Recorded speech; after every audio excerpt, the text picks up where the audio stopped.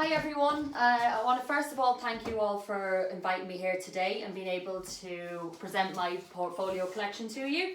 So first of all I'm going to hand out a CV, copy of my CV just for your records, and also I can answer any questions on them in the end. So first of all I'll give a bit of an introduction on myself. I'm Deirdre Moran.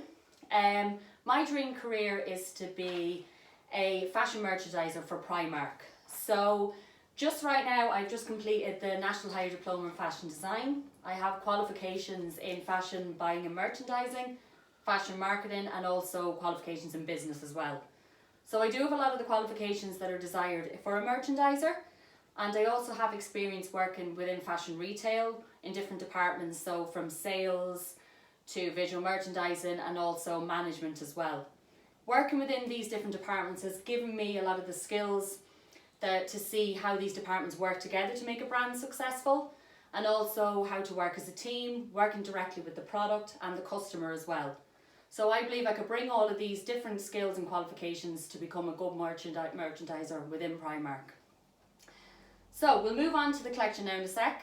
I've designed this collection with Primark's main target demographic in mind, so that's the female aged 18 to 35. She wants to look good, she wants to buy the latest trend, shop a lot as well, but not let it break the bank, and still have her social life as well. So with this in mind, I've looked into the current market and the trends, and I believe I've found a gap in the market for Primark to still reach out to the customer, give them on-trend fashion, but still within keeping their brand mission and values as well. So this is just a breakdown of, again, explaining the demographic that I'm going to be targeting, the 18 to 35. The markets is going to be going into the UK and Ireland markets in more exclusive kind of ranges, and a more niche kind of market then as well, just within Primark. Here's my fashion mood board. So it gives the collection name and the season, and also a bit of inspiration for the collection as well. So there's a lot of kind of big shoulders, spring, then kind of roses and stuff like that as well, then kind of colours. So this is the colour palette then as well. So there's peaches, creams, all that kind of stuff. So I want to keep it feminine, and girly for that kind of demographic as well. So they're the colours that I brought into it as well, like that. Here is the final collection. So it's a 5 outfit collection. As you can see, they all kind of run together. They have big shoulders, kind of ruffles. I've placed the ruffles in different places so they can suit a lot of people. Then this is the final lineup drawing, so you can see kind of where I got my inspiration from and how I ended up with the final lineup as well. This is also how I kind of started getting my colour palette together, seeing what colours work together as well. So each look I have broken down. I've given the final lineup look, the technical drawing. I've also given a bit of inspiration in that as well, so you can see where I kind of started to get the look from, and also the fabrics as well. So these are the fabrics that will be used in the look. Here's look 2 again. I've done some of the inspiration by showing how I got some of the sleeves, some of the high neck, and also some of the original drawings, as well as the actual technical drawings and the finished look as well. For look 3, you can actually see it here on the mannequin as well. I wanted to show you one that's on the mannequin so you can see what it's like actually made up. See what it looks like on the human form as well, so you can see how it might look for your customer as well. Look 4 then, I did a lot of experimentation with where the ruffles would be placed. So I wanted to kind of see whereabouts that might suit and whereabouts people might be able to, where it might look good and people might want it, and then finally the final design then as well. The 5th look, I wanted to do some separates because I wanted to see, because young people like to mix and match a lot these days, so I wanted to maybe do some separates so they could be able to do that, also with some experimentation on the ruffle sleeve as well. So I'm going to show you my specification sheet for one of the looks. Each look has their own specification sheet that follow the same format, so I'm going to go through the format for the first look with you, and then anything else, all the details will be in their own specific specification sheet.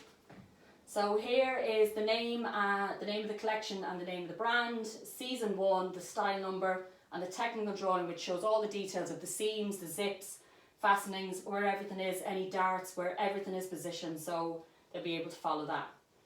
Here is a step-by-step construction details, so any manufacturer will be able to follow step-by-step on how to actually produce the garment. So there'll be no confusions on how to make it up or how they can construct it then as well.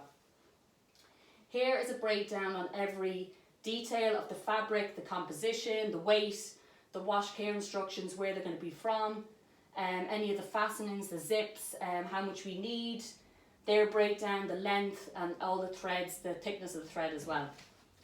The measurement chart, as you can see, my sample is a size 10, and that was done for my own real life fit model, and I have sized up and down then as well.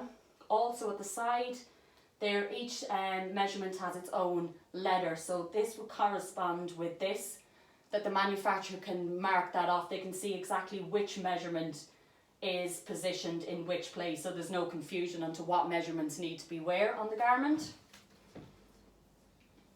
The fabric consumption per piece, so I've worked out how much fabric we need for each piece and each element of the garment as well. I've also given my formula for working it out as well, so you can see exactly how I got that, and so I worked out each one.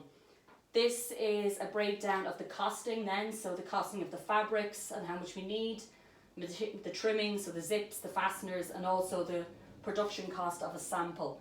Now this production cost of the sample is slightly higher than Primark's usual price point, but a sample will always cost, production cost will always be a bit higher.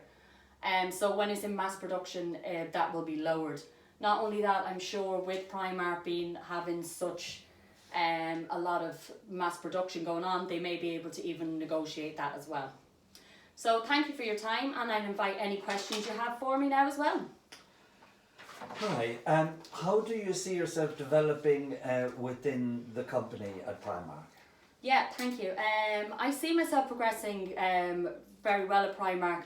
Not only this is my dream job and my dream company to work for, so I know no matter what level I enter the company at, I am willing to put the hard work in, develop my own skills and develop with the brand and help to develop and progress the brand itself. Yes, how do you see your collection fitting in with Primark's current trends? Yeah, very good. I see this collection fitting in with Primark's trends because I am targeting the same demographic that they usually target, so they would already have a lot of the trends, on-trend stuff for targeting that female as well. And also I see over the last, especially recent years, Primark has become more and more trend focused. So I'm trying to keep up with any competitors on the high street. So this is a bit more trend focused and will keep up with the high street as well. Okay, very good, yeah. Yeah, I just want to comment, and thanks for the presentation. I really enjoyed it. I feel that you've shown us how you understand the customer and the market, and also you brought your own innovation to the brand, along with being a really valuable team member as well. Thanks. Okay, thanks very much for this opportunity, and I hope to see you all again. Thanks. Thank you.